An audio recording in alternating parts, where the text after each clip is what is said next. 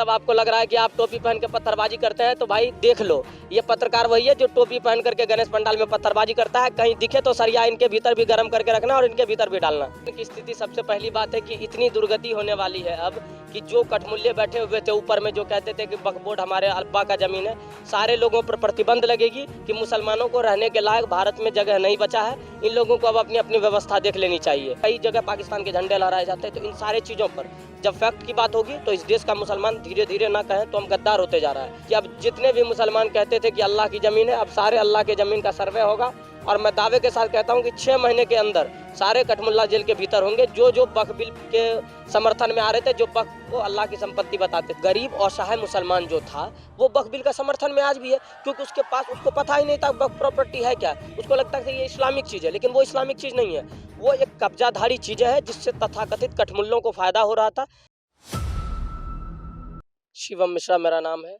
और जहाँ तक बात रही वक्फ बिल की, तो वक्फ बिल का पूरा हिंदू समाज समर्थन करता है और सौगाते ईदी के वजह से पूरा मुस्लिम समाज भी आज इनका समर्थन में आया हुआ है।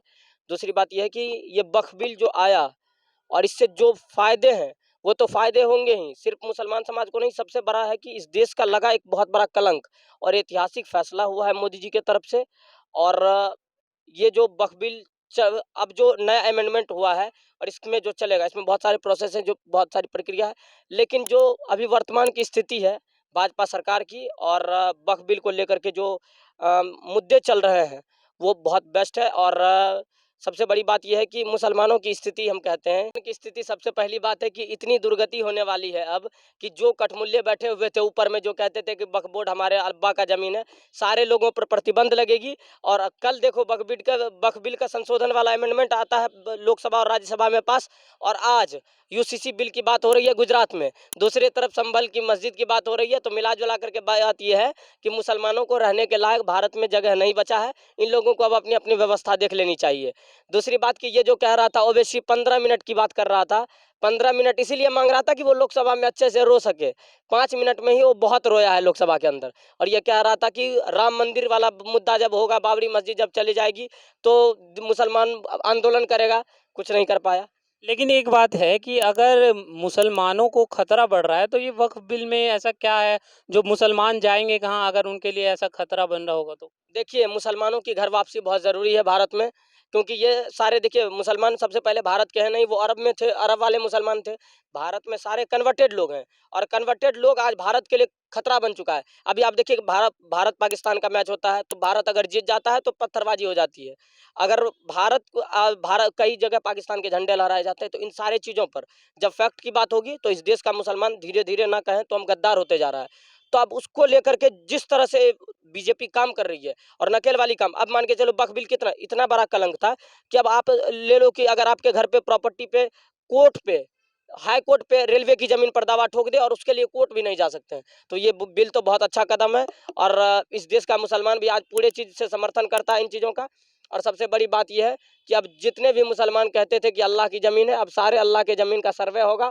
और मैं दावे के साथ कहता हूं कि 6 महीने के अंदर सारे कठमुल्ला जेल के भीतर होंगे जो वक्फ बिल के समर्थन में आ रहे थे, जो वक्फ को अल्लाह की संपत्ति बताते थे। क्योंकि समाजवादी पार्टी हो, कांग्रेस पार्टी हो या कोई भी पार्टी हो, ये सारे वक्फ बिल का जो जितना जमीन प्रॉपर्टी है उन सारे को कब्जा करके उस पर बहुत सारे मतलब कमाई कर रहा था। और उस गरीब तबके के मुसलमान को कोई फर्क नहीं। देखिए, हम मुसलमान के विरोधी नहीं हैं, लेकिन मुसलमान इस देश का देशभक्त बन करके रहे, हिंदुओं के साथ मिल करके रहे। अभी देख लो आप, कहीं भी पत्थरबाजी हो जाती है तो मुसलमान करता है, कहीं पर आप गणेश पंडाल में नहीं, ऐसा कैसे कह सकते हैं कि वो मुसलमान ही होंगे, कहीं कुछ और भी साजिशें होंगी? मतलब आपको लग रहा है कि आप टोपी पहन के पत्थरबाजी करते हैं तो भाई देख लो, ये पत्रकार वही है जो टोपी पहन करके गणेश पंडाल में पत्थरबाजी करता है। कहीं दिखे तो सरिया इनके भीतर भी गर्म करके रखना और इनके भीतर भी डालना। नहीं, ऐसा नहीं है ना कि आप देश के लिए हित में बात कर रहे हो, तो देश के लिए हिंदू ही खतरनाक, हिंदू मुस्लिम कोई भी खतरनाक हो सकता है ना, ऐसा? हिंदू खतरनाक है नहीं, मैं आपको एग्जाम्पल में बताता हूँ। आज पूरे विश्व इससे परेशान है। आप वर्मा की बात कर लो, वर्मा में देखो नवाजियों के साथ क्या किया जा रहा है। आप सीरिया की बात कर लो, 4 टुकड़ों में सीरिया कैसे हो गया, रीजन इस्लामिक लोग।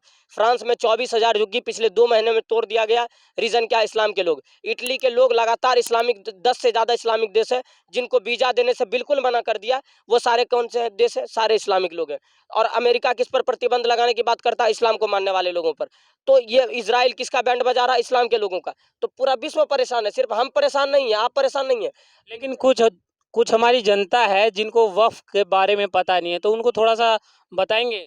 देखिए, जिनको वक़्त के बारे में पता नहीं था, मैं आपको बताना चाहता हूँ कि आपको बेशक लगे कि बीजेपी या राजनीतिक के लिए वक़्फ़ बिल लाया, आपको मैं बताना चाहता हूँ कि आज देश के अंदर आज़ादी के टाइम मात्र 42-44 एकड़ ज़मीन था वक़्फ़ के अंदर, और आज 9.5 लाख एकड़ ज़मीन है। ये सारा ज़मीन गरीब, शोषित, वंचित और दलित समुदाय के लोगों पर ज़बरदस्ती छीना गया ज़मीन है, कोई दान का ज़मीन नहीं है। और ये सारे अल्लाह के नाम पर इस देश में आक्रांता और जिहाद फैलाने का प्रयास था।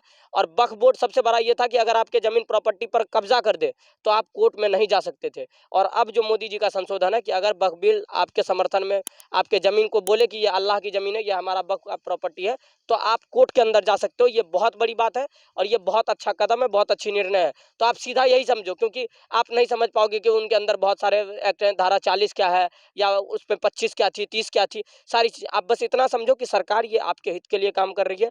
आपका ज़मीन आपका है, इस देश का एक-एक ज़मीन, एक-एक टुकड़ा ज़मीन का हिंदुओं का है। अगर मुसलमान है तो इस देश में मेहमान बन के है, और मेहमान की मेहमान नवाज़ी तभी तक होती है जब वो आप करके पुकारता है। जब मेहमान तुम पर आ जाता है तो उसको सीधे बाहर का रास्ता दिखा दिया जाता है। तो मुसलमानों को सीधा संदेश है कि अगर आपको लगता है कि भारत में मुसलमान सुरक्षित नहीं है, क्योंकि कुछ कलाकार ही कहते थे कि भारत में मुसलमान सुरक्षित नहीं है, भारत में ये सुरक्षित नहीं है, भारत में जो है मुसलमान का मस्जिद टारगेट पे है। तो अगर सब कुछ टारगेट में है तो मुसलमान अपना व्यवस्था देख ले, फिर भारत में रहने की कोई मतलब ही नहीं है। नहीं, एक बात और है कि वक्फ बिल का पूरी मुस्लिम समाज भी सपोर्ट कर रही है। कई वीडियो सोशल मीडिया पर आए दिन वायरल हो रहे हैं। कल भी मैंने एक वीडियोज़ देखी थी जिसमें कई मुस्लिम महिलाएँ, मुस्लिम हिन लोग सपोर्ट कर रहे हैं। तो इस पर क्या? देखिए, गरीब असहाय मुसलमान जो था, वो वक्फ बिल का समर्थन में आज भी है, क्योंकि उसके पास, उसको पता ही नहीं था वक्फ प्रॉपर्टी है क्या। उसको लगता था कि ये इस्लामिक चीज़ है, लेकिन वो इस्लामिक चीज़ नहीं है। वो एक कब्ज़ाधारी चीज़ें हैं जिससे तथाकथित कठमुल्लों को फ़ायदा हो रहा था। ये वक्फ बोर्ड अल्लाह की नहीं, कठमुल्लों की ज़मीन थी। और ये सारे जब संशोधन होकर के आएँगे, तो उसका फ़ायदा डायरेक्ट गरीबों तक पहुँचेगा। तो गरीब समाज के लोग, और सौगातें मोदी तो दिया भी था। तो मोदी जी जब सौगातें ईदी दे रहा था, तो लोगों को लग रहा होगा कि मोदी जी जो है हिंदुओं को सौगातें होली नहीं दी, लेकिन सौगातें ईदी दे दी।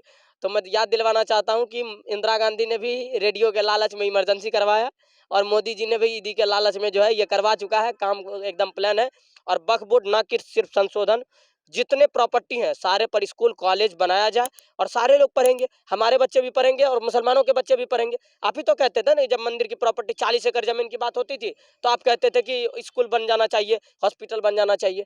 तो आज तो 9.5 लाख एकड़ की ज़मीन है। आप खुद सोचो कि 9.5 लाख एकड़ ज़मीन पर अगर आज फसल ही उगाया जाए, तो देश के 4 करोड़ गरीब भूखे लोगों का पेट भरा जा सकता है।